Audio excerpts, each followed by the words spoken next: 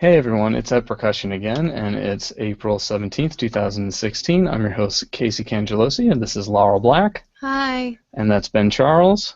Everybody. And Megan Arns. Hello. So check it out. Joining us today is the principal timpanist of the Met. That's right, the freaking Met. He joined the Met in 2013. So he's principal timpanist of the Met Orchestra. He's been heard on radio, seen in cinemas. He's a former, check this out, nanotechnologist. He's a hiker and a skier. He's also been timpanist with Southwest Michigan Symphony, Chicago Civic Orchestra, guest timpanist with Milwaukee Symphony, Fort Wayne Philharmonic. From New York, Jason Haaheim. How you doing? Hey everybody, great. Good to be here. Yeah, thank you for joining us. So I see on the Met calendar you have some Puccini tomorrow, is that right? Yes, I think so. Hold on. Every day is so different. It's like we could talk about this later, but oh my gosh, it's just it's very difficult to keep track of the days. No one week is like the next. Tomorrow actually is tomorrow night is the second performance of Elektra that we're doing. Oh, okay. And it's you know, for anybody that hasn't experienced that opera, that's just the top of the mountain. I mean, we had our opening night last week, and I can pretty confidently say that is, if not the one of the top artistic highlights of my time so far. Wow. Absolutely incredible. Cool. So right now you're running Elektra and La Boheme, right? So maybe I got them mixed up. La Boheme's coming. He has to check the calendar again. I do. Yeah, that's right. We're in the middle of some Bohemes, some Elektras. Yeah, that is exactly right. That rounds out the season. The reason I'm like stuttering on this is because we just finished last week. We did some Madame Butterfly the week before that. I was doing some Donizetti, Elixir of Love the week before that. We had mixed in some Marriage of Figaro. So we're doing so the Met Opera itself does 4 different operas in any given week. There's 7 performances, 4 operas in rotation, and typically then, as weeks go by, one opera rotates out and another one rotates in. Got it. And so that's why, like, me and all of my colleagues have this weird sort of just like opera fever of like, wait, what are we doing right now? And like something will start, and they'll do a run of it, maybe like 5, 6 performances of Bohème, and then it stops for a couple months, and then it comes back. So you sort of have this like opera wormhole thing where you're like constantly warping through time, and all these things are coming and going, and like just staying on top of that it's crazy. So speaking of warping, go ahead. Oh, sorry. Speaking of warping through time, This sounds important. I don't think nanotechnology has anything to do with warping, but I'm just gonna say it because I've watched a lot of Star Trek. What do you know about especially Deep Space Nine? Okay, what do you know about Data's positronic network? Yeah. Well, yeah. So as a nanotechnologist, you know, I built one. My Data, he had full emotions. It was great. Actually, that is completely not true. Yeah, nanotechnology. It's a crazy thing. It's like it's one of those things where it's just sort of the quick catchword to try and say like that's what I did, and people are like, what? What is that? What has happened in the last 10 or 15 years is that when you study physics or you study electrical engineering or biology or something like that, you study this single field in school. And you do it as an undergrad, and then you probably go to grad school for it, and you have a thesis project that's like probably focused in that. And then you get out in the real world and realize that a lot of the high-end stuff that companies are working on are projects or technologies or applications that actually bring all of the different stuff together. And what is happening is that the unique thing about the application or the device or the product or whatever is something about harnessing the size scale that you're working on, or maybe this particular quantum behavior of a thing. And in our case, particularly, the fact that it was this nanotechnology meant that, yeah, it was part physics, it was part chemistry, it was part biology, it was part engineering, it was part coding, it was part like all of this stuff. And so that was the job I had for 10 years while I was working in Chicago between 2003 and 2013 before I won the job at the Met. Wow, cool. We have a quick question from Facebook. Pius Chang wants to know, how does Geordie LaForge's visor on Star Trek work? What exactly does it do? No, I'm sorry. I have to go to my encyclopedia of Star Trek to refresh exactly how that neural interface worked. But you could answer if you could give your answer in Klingon as well. That'd be great. Ben, do you even know who Lieutenant Commander Data is, or Geordie LaForge are? I went to a Star Trek convention when I was like 10 years old. Nice. In costume. So, yes, I'm well aware. I really want to know, That's outstanding. if you went to a Star Trek convention dressed as Chewbacca, do you think you get beat up? That's something. Well, I We just would never played do that, Cantina Band in our steel band concert today. It was fun. Excellent. Excellent. Seriously. Hey, well, that's really cool, and I know a lot of people want to know, and I guess we could go off something you just said, Jason, which is Elektra. The Strauss's Elektra was one of the most musically fulfilling things you've done at the Met. Can you tell our viewers just what it's like playing for the best opera in the world, and what was so inspiring about Elektra? Oh man, yeah. I'd be happy to. I'll try. It's tough to talk about because it's such a huge thing. I mean, it's obviously incredible. It's obviously thrilling. It is a privilege and a huge responsibility, too. I think every one of my colleagues has such tremendous pride in what we all do and the standard that we work to uphold, both for ourselves and for the rest of the company, because, unlike a symphonic orchestra, we're not actually the main event. We're participating in this colossal group undertaking. And so, we always want to be sure that we're bringing our absolute best. And, what it means on any given night is very different in terms of what's required of us. Elektra is the biggest orchestration I think that we can fit in the pit. I think it's something like 108 or 110 players, versus something like a Mozart opera that is much reduced from that. But that being said, even when the parameters and the personnel and the whatever rep we're working on, we all try to bring to it this just like the devotion and passion and everything that would go along with trying to live up to the name Metropolitan Opera. I don't know if I really answered it. it's a tough thing to answer. Yeah, sure. No, that's great, and you kind of told us how you got there as well. So that's perfect. Megan, do you want to shoot him a Facebook question? I can't seem to find the right page. Could you do the one about James Levine? Oh, yeah. Yeah, please. Yeah, go ahead. I have too many windows open. Sorry, I have no idea where I put it. Ooh, I can't find that one. Is it on the Not front here. left over there? Oh, I found it. Lucas Garner wants to know, following news of Maestro Levine retiring from the orchestra due to health issues, can you speak on what it was like to work with him? Sure. Yeah, so this just came out on Thursday. And to clarify, he's not retiring exactly. He is transitioning from the status of music director to music director emeritus. He's still conducting operas this season and the following seasons. But it is, it's absolutely the end of an era. It's pretty incredible. I'm obviously relatively new to the orchestra. I joined in 2013. This is the end of my third season. A lot of people who have been there 20, 30, 40 years, they've been their entire career lengths or more, and yet he has been music director the entire time. He, absolutely built the Met into what it is today, and is, singularly responsible for taking the Met Orchestra from being, what I think was recognized as a good orchestra, and turning it into really one of the greatest in the world. Mm-hmm. And so it's a sort of time of transition and reflection, and people are.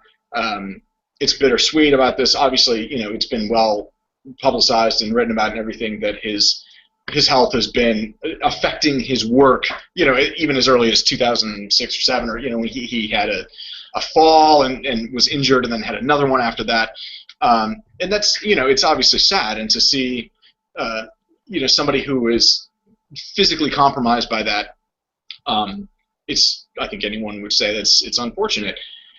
Yet he, as a music director and as a person who can work with the orchestra and still speak fluently and eloquently about the music and the opera and the drama and everything else, that is all still very much alive. And it is remarkable that, the orchestra just sounds different when he's on the podium. It really does. It's unique. It is. It's something that he has cultivated over all of this time, and that people know what he wants and they know what he expects. And so when he's up there, people just snap to, and it becomes kind of a different experience. He talks a lot in rehearsal about finding the maximum range of expression to support and enhance the drama that's going on.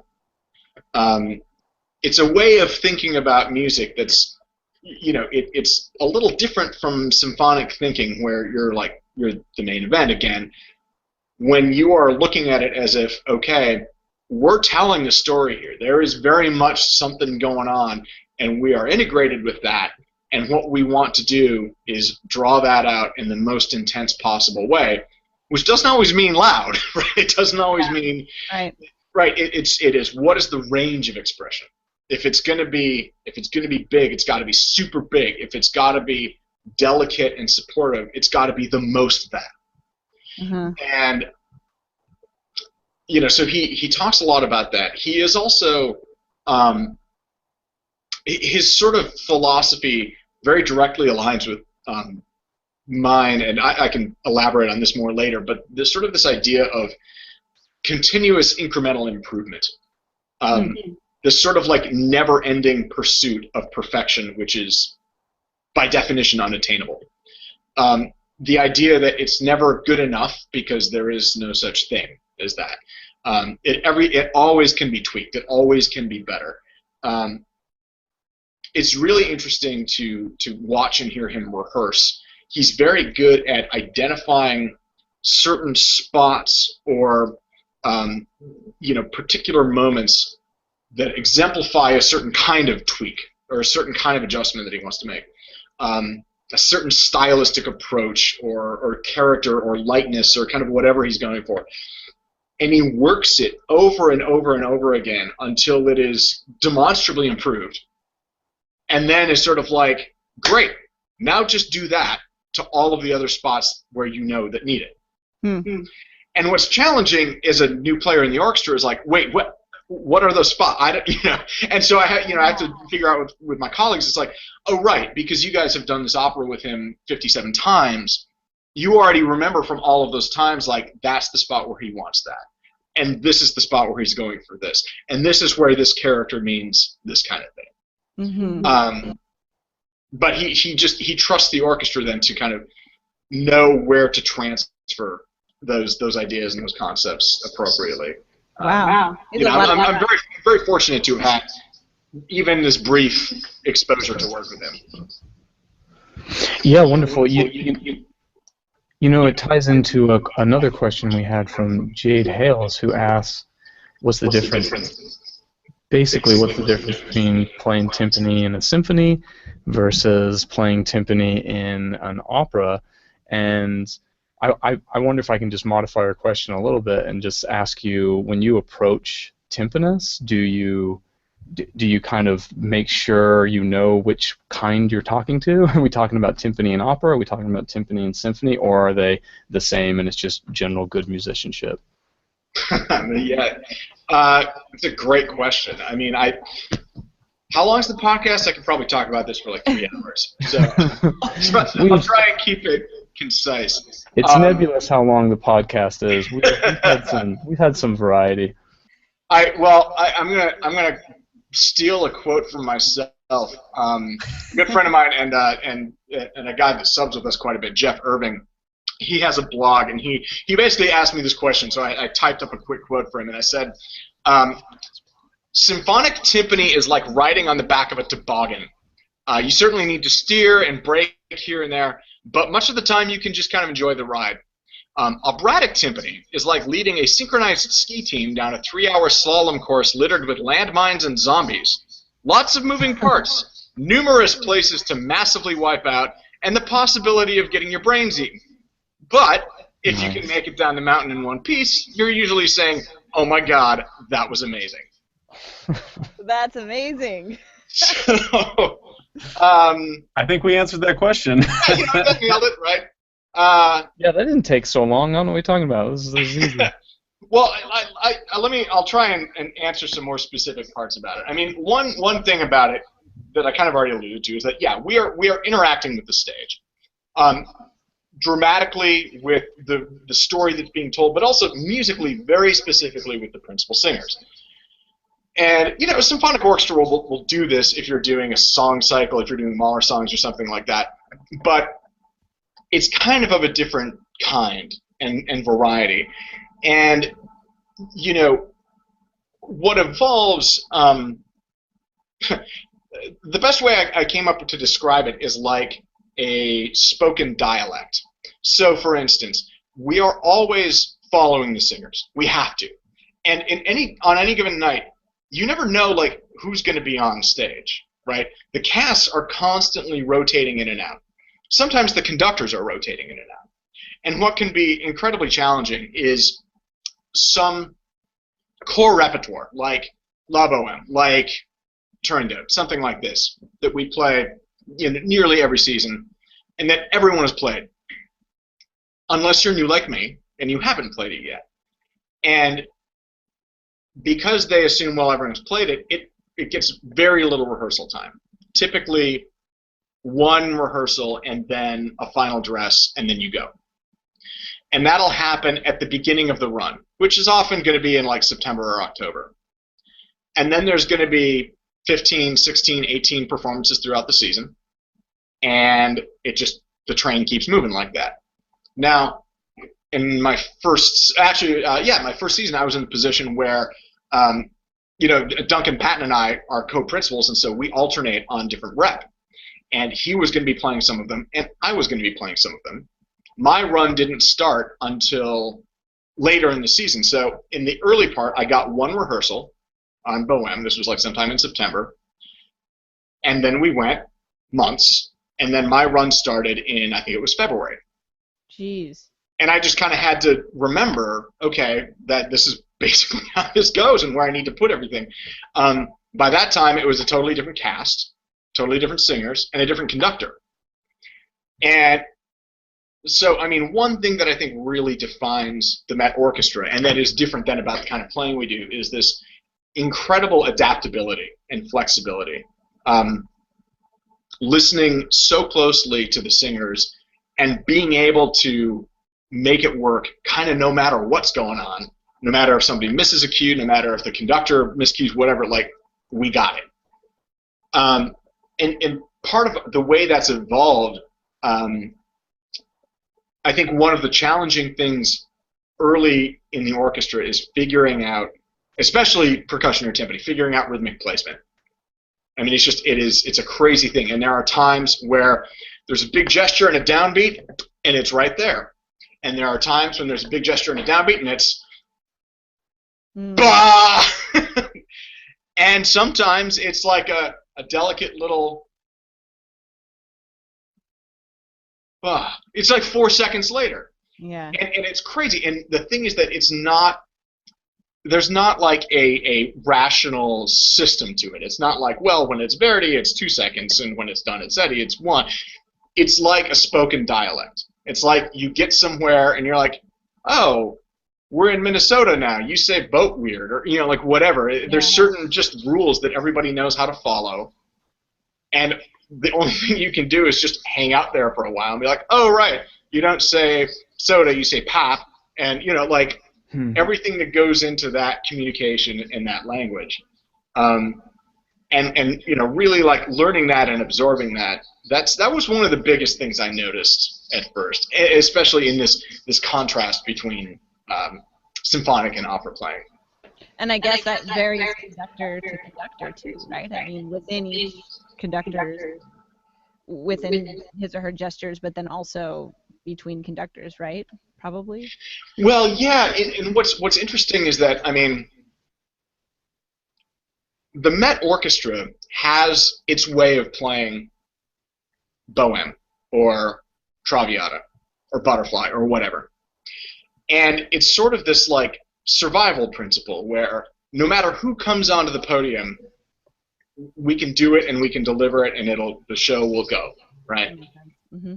And the Met gets a range of conductors from the very, very best to people who we would maybe not want to see again.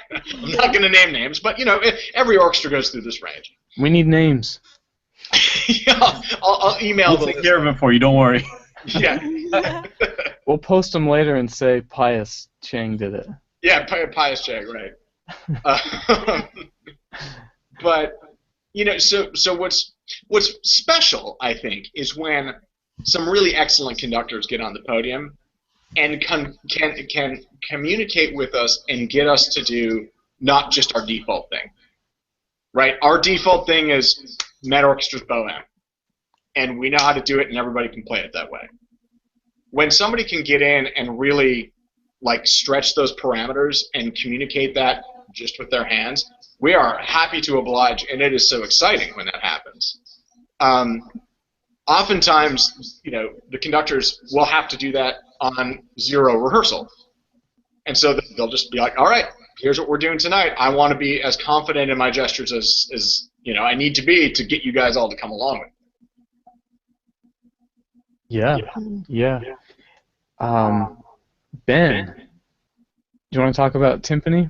Yeah. So actually, earlier when Casey made like the joke about time warp, I thought he was doing a segue to me, because I'm talking about Elliott Carter today. Okay. Unfortunately, that wasn't the case. Has Elliott Carter been on Star Trek or something? Don't worry about it, Casey. It's above your head. Okay, yeah, I don't get it. Yeah. So one of probably the most popular timpani solo piece is the Carter 8 pieces for timpani. So I decided that's what I wanted to talk about today. So Elliott Carter was born December 11th, 1908 in Manhattan, which is where New York is. Ultimately he ended up studying with Nadia Boulanger in Paris in the 1930s before returning to the United States. And as an aside, one interesting thing about Nadia Boulanger is her former students include Elliott Carter, Aaron Copland, Quincy Jones, Daniel Barenboim, Philip Glass, and Astor Piazzolla. So I can't really think of a more diverse bunch of students. But anyway, so Carter, like I said, returned to the U.S., and he had a brief neoclassical phase, and then later on shifted to atonality and what we could call rhythmic complexity, which certainly shows in the 8 pieces for timpani. The 8 pieces for timpani largely deal with metric modulation, which he first used in 1948 in his Sonata for Cello and Piano. And then he wrote 6 pieces for timpani in the year, give or take, around 1950. 2 of them were published. Adagio, cancel that. Where'd that go on my notes? Recitative and Improvisation, were published of those 6. And so Carter wrote these pieces as sort of a warm-up for a string quartet that he was going to compose later. So he used this sort of studies in metric modulation to compose these timpani pieces. So he wrote these 6 pieces, 2 of them were published. He gave manuscripts of all these pieces to Paul Price, who at the time taught at the University of Illinois, and then later on in the 50s, Paul Price moved to Manhattan School of Music. And then one of Paul Price's students at Manhattan School of Music was Jan Williams. So Price passed these pieces along to Jan Williams, who began to perform them. And then in the early 60s, in 1964, Williams was a creative associate at the newly founded Center for the Creative and Performing Arts at State University of New York in Buffalo, which is a mouthful. This center put on evenings for new music concerts. So Williams suggested playing these 6 timpani pieces on those concerts. So between 2 concerts, he played 3 each. And one of those concerts was in Carnegie Hall, which Elliott Carter happened to attend. And Carter was impressed by the performances and sort of approached Williams as to maybe potentially revising the pieces. So Carter worked with Williams on how to get more sort of different tones out of the timpani, at which point Carter started using the center, normal, and edge beating, or rim beating spots that we're familiar with today in these 8 pieces. Additionally, Carter was asking Williams, is it possible to get harmonics on the timpani? So they experimented a lot and figured out a way to get harmonics. So at that point, Carter wrote 2 new pieces, Adagio, which uses the harmonics, and Canto. And so Carter in the score suggests performing these pieces as a suite of no more than 4 of them at a time, and he has sort of the rules of engagement published as to what pieces would make good opening pieces, what would make good closing pieces, what would make good middle pieces. In particular, Carter does not like when there are, or did not like when there were long pauses for tuning between movements, no matter how quickly they were tuned. So Adagio, he suggests, is a very good one to put in the middle because you only have to tune 1 drum before performing it. So anyway, this most of the information I'm using for this is from Jan Williams' 2000 article, and one debate that always comes up is at the end of March, how should you play the roll? And Williams said that he prefers using a close, like a buzz roll, and he does indeed tie the roll into the release note, even though it's not indicated as such. Additionally, one thing that I've always been curious about, and actually I want to ask Jason about this. Jason, what do you do for the last note of Canaries that has the double stem? I'm going to have to make a confession right now. Uh-oh. I've never actually played Canaries. Oh, no. In fact, I have I've played March. That's it. I think most people kind of I can't do a buzz roll. Well, but anyway, I was admit something. Right now. What's that? Admit something. We all have to admit something? Yeah, now we have to do confessions. I already admitted that I went to a Star Trek convention. That's a good confession. I don't have a confession. I always thought the debate for, at least for me, is like how to do the thing I always end up talking about in classes is how to do the flip in March. Like I always see that they always do this like, and it looks. Are you doing that with scissors? Are you going to stab? Well, I know I'm a little. It's just what was close by, but they're always doesn't hurt himself. Okay, public service announcement for all timpanists: do not play March with scissors. Do not stab yourself in the chest. Do not mimic that. Well, that's always We the need to put discussion. disclaimers on this podcast. Just like do that quickly so you can up, grab, down, and Yeah. I had one friend, Eric Somers-Urea, from my master's degree that played tenors, and he could do those stick flips like nobody's business. But yeah, he's the only one I've ever seen that could. It's easier if you have those like Duff 9s because it has the weight on the end. Yeah, that's what I like. Yeah. So anyway, I asked about Canaries in particular because the last note has like the double stem that we see sometimes in music notation. And while I was a graduate student at Miami, there was a computer in one of the practice rooms, and on the computer one day on the desktop there was a folder called Carter. So I was like, "What is this?" So I opened it up, and it had manuscripts for all the 8 pieces for timpani. Wow. So I was like, "Don't mind if I do. I don't know who put this here, but I'm taking it." Cool. Cool. And at the end of then. improvisation, it has the double stem as well.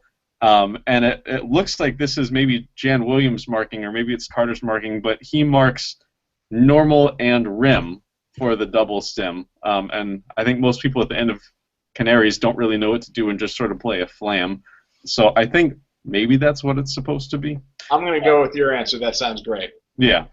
I think you're supposed to take scissors. No. Right. Those are the. Oh, in Saeta, that's also kind of an issue, or that's a bit for a lot of it. But in Saeta, it is kind of clearly notated. One hand's at the center and one hand's in the normal beating spot when there's like the double notes, so to speak. But yeah, some people will leave out the center to make the kind of pitch more clear. But yeah, and then I wanted to talk quickly about like my three favorites, my suite that I played on one of my recitals. I did March, Saeta, and Canaries. So I won't go on and on about this, I promise. But real quick, just a few things. March, most of us probably know, is basically there are two marches happening at the same time, but in different speeds, which sounds a whole lot like Non-Caro that we were talking about with Alejandro Viñao a few weeks ago. And one interesting thought I had was I think it would be it's kind of arbitrary which of the two marches Carter picked to be the beat that we actually feel and count. I think it would be interesting for someone to go in and rewrite it, like the beginning part of March with the other march being the beat. Does that make sense?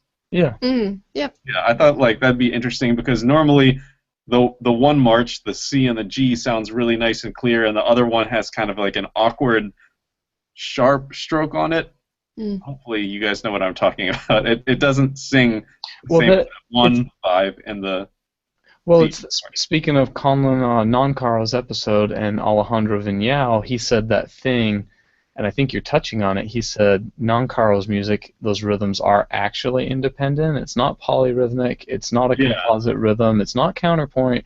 They're actually independent. And I think the Carter, you can't help but turn it into in your head. You can't help but turn it into a compound rhythm. Yeah, I mean we think of like 1, 2, and 3. We think that rhythm, but I think that even though that's how you're counting it, your hands don't have to play the 16th notes awkwardly subdivided. You know what I mean? And then in Saeta is an ancient like Andalusian dance about like firing an arrow into the sky to bring down rain. So the beginning of Saeta starts with this like accelerando, and that's supposed to sound like the arrow drawing back. You can picture that. And then Canaries, the middle part of Canaries, I think is the most interesting, where, again, this is very Non-Caro-esque. One hand is maintaining a very slow, continuous metronomic pulse, while the other hand starts to accelerate metrically over that. And it's sort of the same thing I was talking about earlier, where like the slow hand starts to get really awkward and jittery because he's written it as subdivisions on the fast hand. And I think it would be interesting, again, to turn it around and write the slow hand as downbeats, as regular, and write the fast hand as a faster rhythm over it. Hopefully this is making sense. If not, That makes sense. No, this is very like Doctor. Yeah. I was about to say, I feel like you're writing a level project or something. But anyway, point is, when there are two things that are happening, like Alejandro was talking about, it can't be one is affecting the other or one is controlling the other. They have to be cycling on their own without, without affecting the sound of each other. So I had a professor once. Me too. And he was explaining metric modulation in the style of Carter to us, and now I finally get your time warp jokes. Laurel had to explain it to me. Time warp, metric modulation. I got it. I got it now. Excellent. It's a quick one, you guys. I know. It took me, let's see, what's the clock read? It took me 30 minutes, but I got it. Can I just say also, if we're doing confessions, to go along with my Star Trek confession, I have an autographed Captain Jean-Luc Picard trading card. Patrick Stewart is wonderful. Yeah, look at that. You guys, But anyway. at one of the performances of Magic Flute a couple seasons ago, in the very first row was Sir Ian McKellen. And I was like, God, like he and Patrick Stewart are good friends, and I was like, oh my God, is Stewart here too? This would be the best night ever. It was just Sir Ian, but still, for the second half, I couldn't keep my stuff together. I was like, it's Gandalf and Magneto out there. Oh my God. So, but I had a question also for Jason about the Carter. One thing that's funny to me is the Carter is probably the most commonly asked graduate school audition piece for timpani, or probably for all of percussion. Like, that's the one that comes up every single time. And like, the irony of it is that, you know, if a lot of the time you're not really playing timpani. Like, if you play, you know, Moto Perpetual especially, that's not timpani playing. But one interesting point that was brought up to me is, while you're not classically playing timpani, you are very focused on the different sounds you're getting out of a timpani, which I think requires a lot of attention to detail. But anyway, what's your take on playing Carter as like a timpani study? Right. Well, I wanted to get myself out of that confessional hole. Again, you know, I think people would be like, wait, the principal timpanist of the Met has only played one of the 8 Carter pieces? But I mean, it kind of relates back to what you began asking me about, which is like, how did you get there? How did you get to the Met? This is weird. My path was clearly unorthodox, right? Like, I don't have a graduate degree in music. I studied physics and music as a double major undergrad at a small private liberal arts college in Minnesota, Gustavus Adolphus College. Go Lions! And you know, and so from there, I didn't have anything like the normal curriculum that you're talking about, where it's like, yeah, for this undergrad you play this, and everyone plays these pieces, and then in grad school auditions you have to get this ready. It wasn't like that at all. It was more like, as I was going, I was studying these things. I loved, you know, just all kinds of percussion playing in undergrad. I wasn't remotely focused on timpani yet at that point. I was primarily doing a lot of marimba stuff, as many people do. And it was only once I was in grad school and was sort of getting into that vein of, it was an electrical engineering PhD program at UC Santa Barbara. And I kind of was realizing, like, I'm not sure my heart's in this. Like, I was lucky enough to be surrounded by some really brilliant people whose heart was in it, and they, like a couple friends of mine, they have gone on to be part of the team that discovered the Higgs boson at the Large Hadron Collider in Geneva, one of the hugest physics discoveries of the century. And one of my other friends was part of the discovery of gravitational waves. And so I could see that they approached that work with the kind of passion and devotion that I was feeling about music. And so it was at that point that you know, one of my friends was like, you should apply to Aspen. And I was like, what's Aspen? And they explained. I was like, oh, I should do that. So that began this path for me, but it was always the path of, like, I want to do this, and I'm not in school, so I can do this kind of the way I want to. And, you know, so I moved to Chicago. I had this nanotechnology job. I was playing in civic orchestra. I auditioned, got into that. And, you know, it was at that point that I really started to figure out, okay, this could be a life I can pursue. This is like, I see the path forward in this. I'm starting to figure out what I need to do. What do I need to do? I'm looking at what my friends are doing, some of my civic buddies, the Sean Tilburgs, the Eric Rennicks, these folks. What are they doing in grad school? Well, they're working their asses off. They're practicing really hard. They've got a good teacher, and they're surrounded by talented people, and they have a good chance to play. I can do that. I can roll my own. I don't have to, like, work through a specific curriculum. I know what I need to do. So I found the right people to play for, had great experience there playing in ensembles, and I really formed my own kind of schooling by just looking at, well, what's involved in taking auditions. That's what I really need to figure out here. That's what I need experience on. So what I'm hearing is, if you want to be in the Met, all you have to do is play Carter March. Well, let me tell you this. I took 28 professional auditions. That's on the high end. The average in our orchestra is about 8 to 12. So I took 28. The Met was my 28th audition. And all 28 auditions, I think Carter was on one of them, and it was never asked.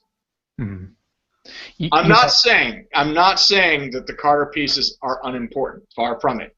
I'm saying that they do not constitute part of the daily experience of preparing for symphonic or opera auditions or playing those jobs. Gotcha. Well, and that's I thought perhaps we share a similar opinion, but I was going to take your confession and turn it into just what do you think of solo timpani playing? Yeah, well, that's what I was going to ask also, like, the Carter pieces are so standard. I know the Ichiyanagi rhythm gradation, there are like almost no other timpani solos I can name that are worth listening to anyway.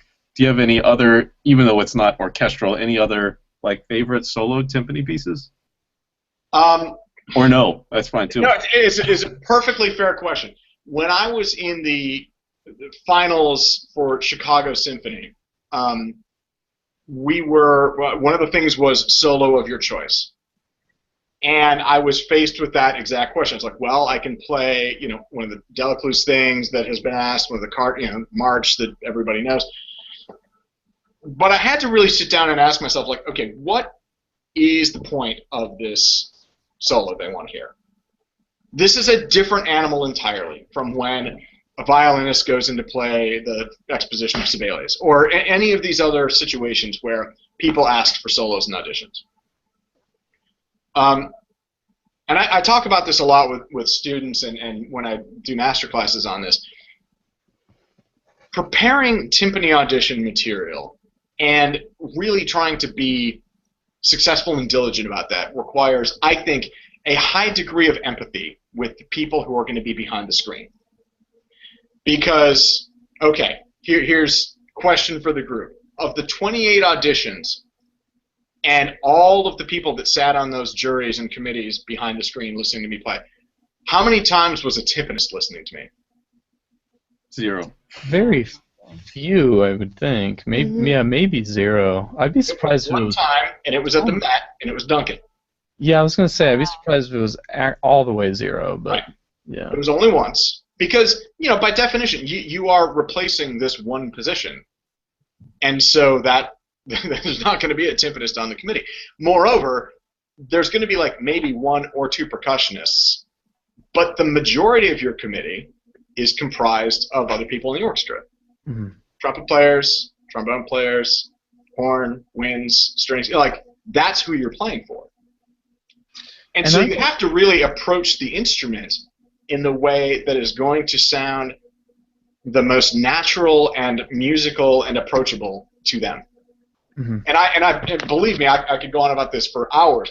I was very rigorous about a mock audition approach that sort of ran simulations and tried out all these different things for these peers of mine that represented what a real audition jury would be. I spent most of my time trying to not play for percussionists, basically. I wanted to play for everybody else that was going to be the ones representing really hearing me. And I would play them a solo that I put together, which was essentially this kind of funny little thing, just stringing together other orchestra excerpts they were already familiar with, that would conjure up that atmosphere and that music and the things that they know from the repertoire. I played that, or I played one of the Carter pieces or the Delacluse pieces, and they're like, what was that? I don't even know what to make. What were all those weird sounds? And the thudding? What was the Mm-hmm. In percussion world, in percussion timpani world, everybody knows Carter stuff. Everybody is fully immersed and aware of all these different things and what they mean, and it's great. Trying to employ that for a blind committee of people who have never heard of it, who have no idea what to make of it, for me, that felt like a really unsafe bet in trying to win over musically people. Well, and I'm guessing, and correct me if I'm wrong, I mean, it seems like percussionists have this hang-up with not having composers that have written us rep. So the second we have a Carter or a Xenakis or a Stockhausen, we go, hey, look, we have real rep, and we think that the other instrumentalists are going to be impressed by, like, hey, look, we have a Carter, I'll put Carter on here, and they'll be super impressed. It's like, no, they're not going to be impressed. They don't have that lack of that hole in their repertoire that percussionists suffer from. Yeah, exactly. And I mean, it's one thing if you're talking about putting together a recital or chamber music program or something, right? Yeah. It's an entirely separate thing when you're talking about audition rounds. And so, I spent the time, like you have to spend this time. It's not that I'm saying that don't worry about recitals, don't worry about solo performance. That stuff is all great. It's just a separate track entirely from the way you have to get ready for an audition and what the focus has to be. Right? The focus in an audition has to be, I need to convince these 9 or 11 or 13 people that I'm going to be the best possible colleague for like 30 years in a context playing symphonic repertoire or opera repertoire. That's the goal. The goal is not be impressed with my Carter, right? So to me, I looked at that problem and I said, I'm not sure that's the best solution here. Sure. And so that's why I opted to put together my own thing that, like I said, it was a combination of other excerpt material that they would know and that would remind them of the rep that they had, which would give me, it would make my job easier to be like, let me hold your hand through this. I'm going to try and do as much as I can to demonstrate great technique and sound and color and expression and nuance and all of this stuff and give you something to hang your hat on instead of something that is just totally new, right? Yeah. Yeah, sure. That makes a lot of sense. Absolutely. Do you feel like what you did to win the do you feel like what you Silent sneeze. silent Sorry. sneeze, do you feel like all that work you did to win the audition was representative of what the job will actually be? Because people say, you play that excerpt in an audition this way, play it this way in real life. Did you find that the two were compatible or that they were really different? That is a great question. I've always approached this thing this way. It's kind of like the same question people ask. It's like, well, come on, man. Like, how can you really judge me just listening to a couple excerpts? It's like, that's not the job. The job is playing. The job is ensemble and blending and all this other stuff. Right. And people who say that are not wrong, exactly. But I would argue that they may be focusing on the wrong thing. Because, funny. I have this book sitting right here. It's excellent. It's called Talent is Overrated. I recommend anyone read it. It talks about this thing called deliberate practice. And it was the thing that I really got into and wanted to be methodical and diligent about and apply all of my skill set from physics and engineering and all of that stuff to this. And one of the aspects of deliberate practice is it talks about how, and you can even measure this with functional magnetic resonance imaging and see how your brain is changing. You get enhanced perception, basically. And any of us can relate to this, right? Like, you think about where you were 10 or 15 years ago, and you're like, and now you hear more. In a performance, there's more detail, there's more refinement, you can appreciate more things. Which is part of why committees can use these very short excerpts to reveal a great deal in your playing, right? Yeah. There was an example from the book where they talk about Roger Federer, and he's, among all of his amazing attributes as a tennis player, he was also renowned for being able to return these blazing serves that would ace all these other people. And they studied what he was doing, and it was this perfect embodiment of perception, because they realized, some people would look at the opposing server and be like, oh, here it comes, ah! And what Federer was doing is he was noticing that, like, every time that player's hip jutted out an extra quarter inch and the shoulder went over this way and their head dropped back, he could predict that meant the ball was going to go into the base corner or whatever.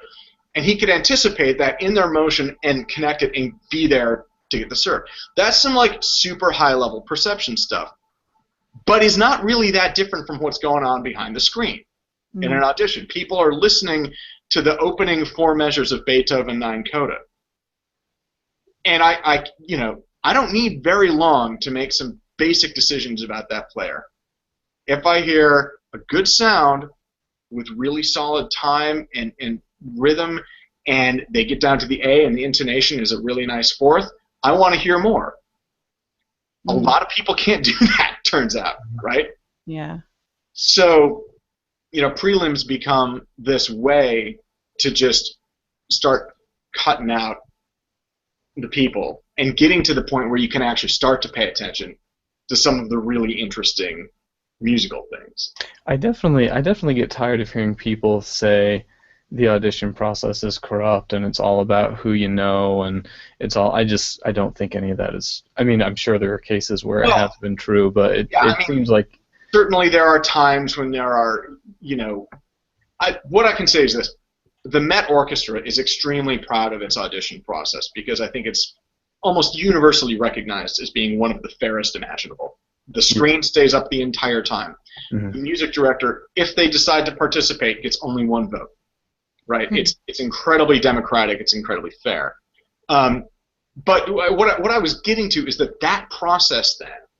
I mean, again, this idea that, well, playing the job is different from the preparing for the audition. Yes, but what it's measuring is your method. It's measuring the qualities necessary for success in either one. If you have a method and the qualities to really excel in that audition process, it's going to transfer into the job. Mm-hmm. It just will, right? And we see it again and again and again.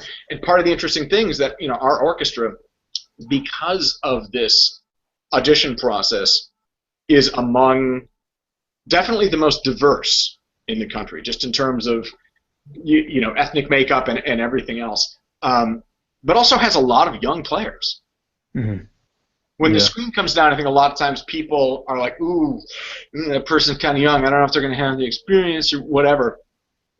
But in our case, it's just about, do you sound convincing? Do you sound really, really good?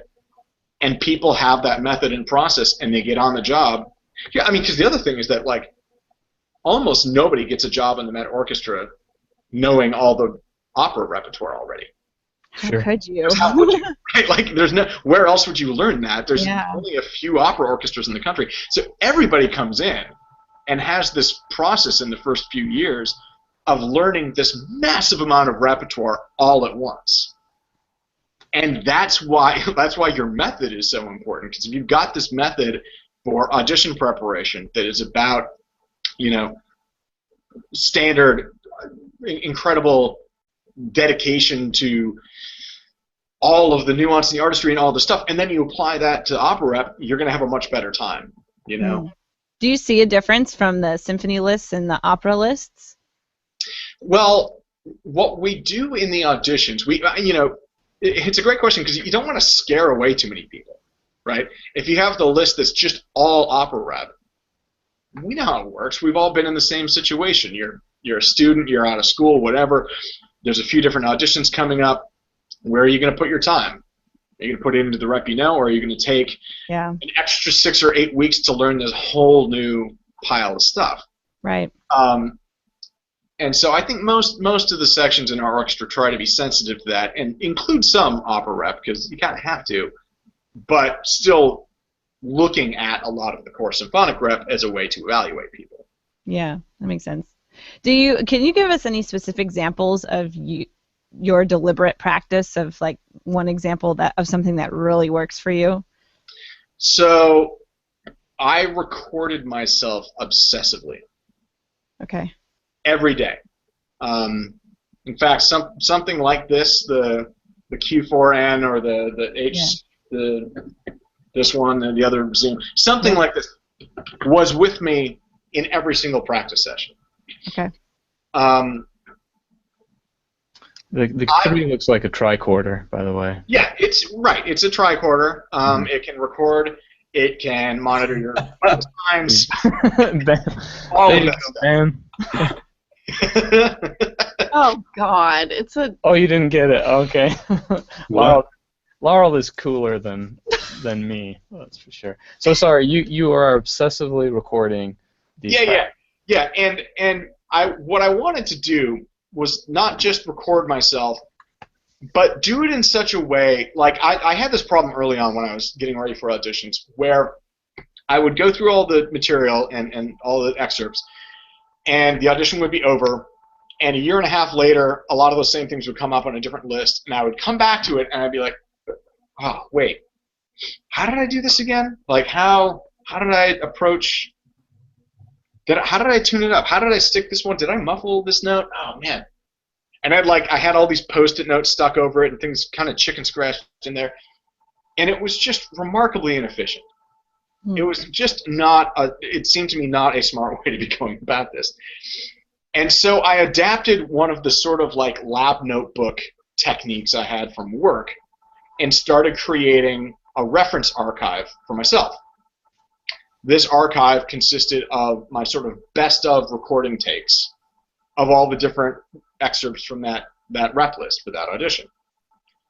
And every time I'd go through, I'd cruise through it again, I'd record it again, I'd put this usually a video if I could or audio recording into my archive.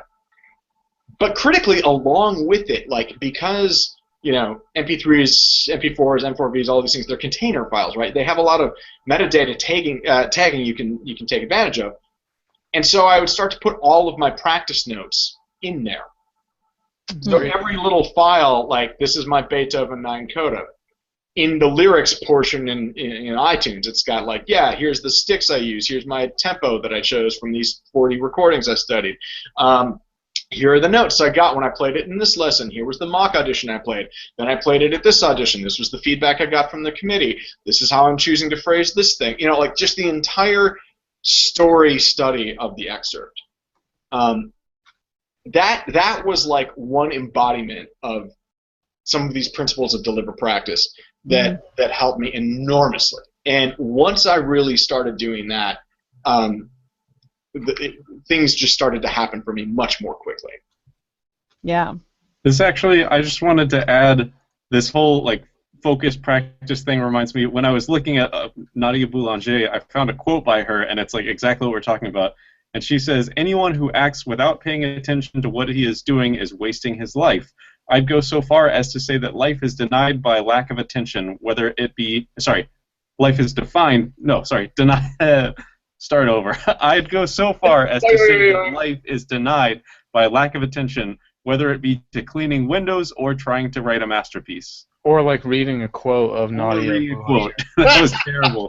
Edit that out. It's a great point, though. I mean, like in this book that talks about deliberate practice, one of the quotes is, because they talk about the necessity of feedback, and it's the same whether you're a golfer or a musician or whatever. Like, you need to know, like, is what you're practicing doing what you need it to do to get you better? And they say practicing without feedback is like bowling through a curtain. Wow. Yeah. Right? It's just like you throw the ball and you're like, well, all right, see ya. I hope that did something.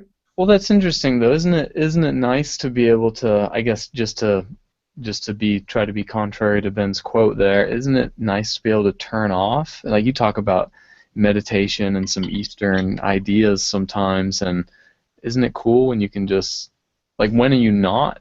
I feel like, man. Well, I think the whole point of practice is that, and you focus a lot when you practice, is that it becomes sort of what's the word I'm like subconscious. So like when you perform, like you're in the moment and you're going for it. And of course you need to practice performance at times, but I think what we're talking about is like the day in, day out rigors of practice. Like, you have to be in the moment the whole time and really focused. Yeah, exactly. I mean, for me, what it looked like, and I think one of the primary sort of mental challenges that I had to overcome was toggling between those two very different states of mind. That I'd have my recorder in the practice room with me. When I sat down to play, I wanted it to be as absolutely pure execution as possible, with no mental chatter, no inner monologue, no like, okay, remember to do this, oh, play this louder, oh, that was just a little out of time. Like, none of that. Just pure meditative flow, like you guys are talking about, right? Mm. And that would persist for 30, 60, 90 seconds, 2 minutes, like however long the excerpt was that I was wanting to analyze. And then I'd stop, and then I'd go to listen to it immediately. And that requires this transition now from that state of mind to a completely analytical, rigorous, listen back, listen to it 5 times, listen to it first with the metronome, then listen to it tapping, then listen for intonation, then listen for phrasing, then listen for articulation and clarity, then listen for tone and style and character, like all this other stuff. Like, incredibly detailed analytical. Wow. and then be like, okay, what did I learn from that? This could be better. I should try this. I should try this. Let me go work on some exercises to do that. Okay, I'm going to did those exercises. 15, 20 minutes later, let me sit down and record it again. Boom. Meditative mode. This is like dude abides time, right? Just like totally chill. It's a Big Lebowski reference. Thank you. Yeah. We've had this debate before, so I was just. It sounds like you're listening as much as playing. Oh, more. I would say Yeah. that in my practicing, I mean, one of the other things the book talks about is that there is a chemical and physically bound limit to how much we can effectively practice in any given day. It's bound by the protein called myelin, and myelin is the thing that is basically an insulating sheath around our synaptic pathways in the brain. Yeah. And when you're practicing effectively, you're essentially like laying down new wiring and doing this stuff. And if you run out of insulating material, it's not going to work. Like, it's just ineffective. Well, that's like, your opinion, man. Well, I would say, likewise, like with the whole like listening more than you play thing, like I don't think it's an insult to Jason. I don't think he would disagree that like most of the stuff you play, in an opera pit on timpani isn't crazy difficult. It's about how it sounds. I mean, and so, like, if you're not aware of how you sound, what's the point, Yeah, most of the stuff you play in a timpani audition, even, is not so technically demanding that you can't play it. Yeah, I mean pretty much any 8th grade student could play the part to a Beethoven timpani, a Beethoven symphony. Like not well, don't get me wrong, but like as far as hitting the notes at the right time, it's not hard. Yeah, no, and that is one big difference between like the kinds of things that we do as percussionists and timpanists and say some of the excerpts that will be on a violin audition. There are things on there that are a page of dense notes from Meistersinger or something that is like literally unplayable. Even our concertmaster can't really get through it the way it's played. And so what they're looking for is like, how well can you get through it? Like, how do your chops measure up to this thing that is just unachievable? That's rare in timpani rep. I mean, yeah, there's some things like the Carter Variations licks are hard. The Britten Nocturne is tricky to play. There's some things like that. But for the most part, you're right. It's just how do you play it? How do you sound? Mm-hmm. So what do you do for fun? Yeah, that was the other part of the bio thing, right? The hiking. Yeah, the backpacking and hiking and skiing. Yeah, no, definitely. I love it. I actually find it like a really necessary counterbalance to the city life during the season. Yeah. It's like so intense and crazy and demanding in so many hours, but it also somehow like it really fits. I don't know, like there's something about the sort of mental calm that you achieve after a few days out in the wilderness, just like hiking up mountains, that to me feels the closest also to that state of like pure performance execution, where it's just you're not thinking, it's just doing. So that's fun. Yeah. I'm from Utah, Jason. Yeah. So a lot of rock climbing, a lot of skiing, camping, hiking. We've talked about that. I don't do much anymore. We talked about that, but I used to. Caverns. Yeah, the caverns were sweet. What's the best place you visited recently? Wait, me or Casey? Jason. Oh, let me think. Yeah, not Casey. I know Casey. Well, I was going to ask him because like I did ski in Utah fairly. I guess it was a couple years ago now, but Park City had like the most amazing powder I'd ever encountered in my life. It was life changing. It was so good. Yeah. But yeah, and I used to rock climb a lot more too, but I kind of had to dial it back as I was like, I gotta kind of protect my hands here. These are important instruments. It's so it's been a few years now, but the last time I went up once, came back down, and yeah, like my fingers just hurt so much. Yeah, it's tough, and it's not. I would love to believe that it's just like reinforcing all the same muscle groups that we need for playing, but it's just not quite the same. Yeah, I'm not so sure. I almost feel like practicing has made my fingers like almost vulnerable or something, because I used to be able to go up a couple times and then I get that feeling, but and maybe I don't know, maybe it's just because it's I honestly, I basically have a list of things I refuse to do, and it's like racket sports, bowling, pretty much anything fun. I just can't do it. I broke my finger bowling. I seriously broke my finger bowling. That would be my Oh. I admit to. Yeah, no, I mean, yeah. What about that game? What about that game where you take a knife and like? Oh yeah, that's a good one. I like Yeah, that. no, one. I mean that's how you warm up for recitals. Oh, okay. just for the intensity. Yeah. Well, Hey, we're about done, but I want to know real quick because you have 4 patents related to nanotechnology, and I would love for you to just tell me what is nanolithography. Oh, yeah. So nanolithography. So lithography is essentially writing. Writing, yeah. Nanolithography is very tiny writing. Right. So a meter is it's about as big as a yard, right? 3-ish feet. A centimeter is 10 to the negative 2 meters. So it's about that big. A nanometer is 10 to the negative 9 meters. So very small, about 100-ish, a little more than 100th the width of a human hair. So far below the optically visible spectrum. You need special microscopes and scanners and things to work at that level. And one of those things is called an atomic force microscope.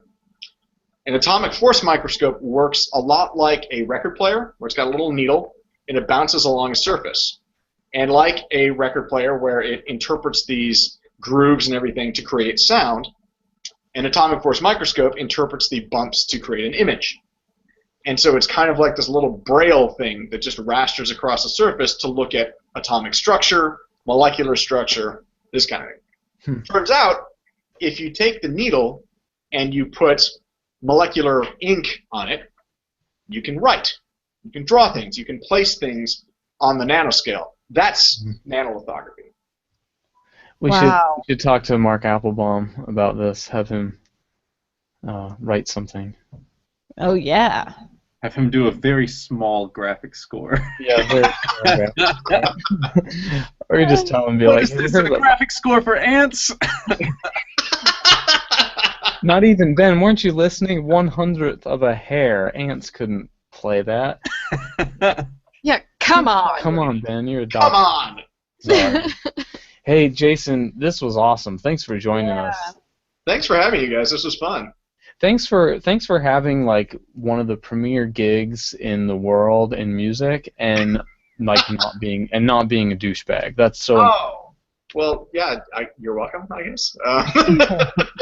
But it's so important. I think it's so important for I mean I think we know this already, but yeah, the younger people who listen just need to see like, man, look at the people who get the really good jobs and like cool. Well, I mean, and they're fun and they're nice and it's important, I think. I was really lucky because I was able to do the thing I wanted to do.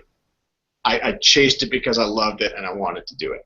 And I'm thankful every day, really, that I'm in the pit playing with this incredible orchestra. You know, it's not like my job in nanotechnology was terrible or anything. It was a great job. It was wonderful as far as those things go. But it wasn't what I wanted to be doing. And so I can look at that and you know, even the worst nights at the Met, I'm still like, but you know what? It's still this. It's still this thing that I love, and it's an incredible privilege to be able to do it. Mm-hmm. Awesome. Yeah. Cool. You guys, thanks so much. I'll catch you next time at episode 40. So, man, Jason, thanks again. Yeah. Thank you guys. Yeah, Ben, Megan, take it easy. Talk to you later. Bye.